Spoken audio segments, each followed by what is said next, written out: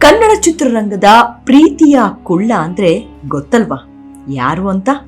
ಅವರೇ ದ್ವಾರಕೀಶ್. ಮೂರ್ತಿ ಚಿಕ್ಕದಾದ್ರೂ ಕೀರ್ತಿ ದೊಡ್ಡದು ಅನ್ನೋ ಮಾತು ಇವರಿಗೆ ಹೇಳಿ ಮಾಡಿಸಿದಂತಿದೆ.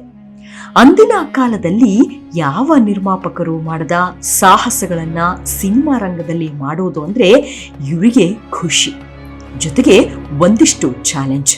ಇದರಿಂದ ದ್ವಾರಕೀಶ್ ಗೆದ್ದಿದ್ದು ಇದೆ, ಸೋತಿದ್ದು ಇದೆ. ಹಾಗಂತ ಗೆದ್ದಾಗ ಹಿಗ್ಗಲಿಲ್ಲ, ಸೋತಾಗ ಕುಗ್ಗಲಿಲ್ಲ.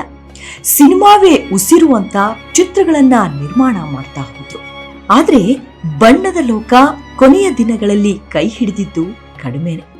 ಸೋಲು ಇವರನ್ನ ಅಟ್ಟಿಸಿಕೊಂಡು ಬಂತು. ಕಳೆದುಕೊಂಡ್ರು, ಎಲ್ಲವನ್ನೂ ಕಳೆದುಕೊಂಡ್ರು. ಗಳಿಸಿದ್ದ ದುಡ್ಡು, ಸೈಟ್ಗಳು, ಮನೆಗಳು ಎಲ್ಲವನ್ನ ಕಳೆದುಕೊಂಡ್ರು. ಜೊತೆಗೆ ತಾವು ಹೊರಟು ಹೋದ್ರು. ಆದ್ರೂ ಇವರು ಬದುಕಿದ್ದಾಗ ಒಂದು ಮಾತನ್ನ ಹೇಳ್ತಿದ್ರು, ನಾನು ಎಲ್ಲವನ್ನ ಕಳೆದುಕೊಂಡಿರಬಹುದು, ಆದ್ರೆ ಕನ್ನಡಿಗರ ಪ್ರೀತಿಯನ್ನ ಕಳೆದುಕೊಂಡಿಲ್ಲ ಅಂತ. ಅದು ನಿಜ ಕೂಡ.